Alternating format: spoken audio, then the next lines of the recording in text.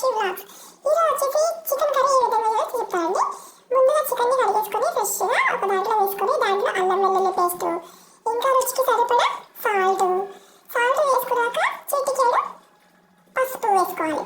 పసుపు వేసాక 2 టేబుల్ స్పూన్ల ఎర్ర కారపొడి వేసుకోవాలి. అదేవిధంగా కొద్దిగా ఆయిల్ వేసుకోవాలండి. ఇవన్నీ వేసుకొని చక్కగా ఈ మిశ్రమాన్ని కలుపుకోవాలి. నూనె, ఉప్పు, పసుపు, కారం అలా మొత్తం పట్టే వరకు కలుపుకోవాలన్నమాట.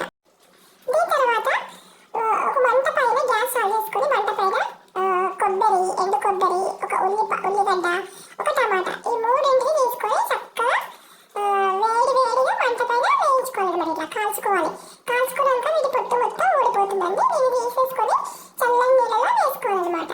చల్లని నీళ్ళు వేయగానే వీటి స్కిన్ ఆటోమేటిక్గా ఊడిపోతుంది. స్కిన్ తీసేసి మొత్తం కూడా క్లీన్ చేసేసుకోవాలి నల్లపు లేకున్నట్టు. అదేవిధంగా టమాటా తొక్కలు కూడా తీసేసుకోవాలి. కొబ్బరి కూడా మంచిగా కడుక్కొని ఆకుతో పెట్టేసుకోవాలి. కట్ చేసుకోవాలి టమాటాలని, ఇంకా ఎండు కొబ్బరిని, ఇంకా ఉల్లిపాయలు అనమాట. ఈ మూడింటిని చక్కగా క్లీన్ చేసేసుకొని సన్నగా కట్ చేసుకొని మిక్సీ జార్ వేసుకోవాలి. మిక్సీ జార్లో వేసుకొని దాంట్లో మిక్సీకి వేసుకోవాలన్నమాట.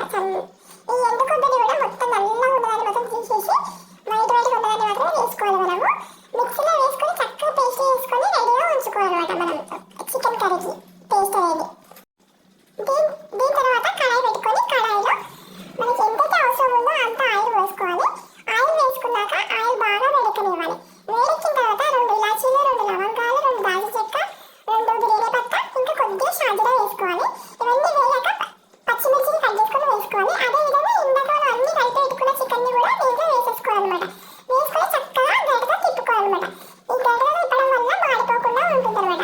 మొత్తం ఆయిల్ అంతా కూడా ఈ చికెన్కి స్ప్రెడ్ అయ్యేలాగా చూసుకోవాలి. ఎంత చక్కగా స్ప్రెడ్ అయితే ఆయిల్లో అంత మంచిగా ఉడుకుతుంది అనమాట చికెన్ అనేది. చికెన్ చక్కగా ఉడికాక మనకి ఆయిల్ కొంచెం పైకి తేలుతుంది అనమాట. కొంచెం వాటర్ కూడా వదులుతుంది చికెన్లో, ఎందుకంటే మనం సాల్ట్ వేసినాం కాబట్టి. ఇంకొంచెం అడిషనల్గా కొంచెం వాటర్ వేసేసుకోవాలి. వాటర్ వేయడం వల్ల ఏంటంటే మనకి చికెన్ అనేది అడగంటకుండా ఉంటుంది అనమాట. సో అందుకోసం కొన్ని వాటర్ వేసుకొని చక్కగా కలుపుకొని కింద కలుపుకొని మూత పెట్టేసుకోవాలి.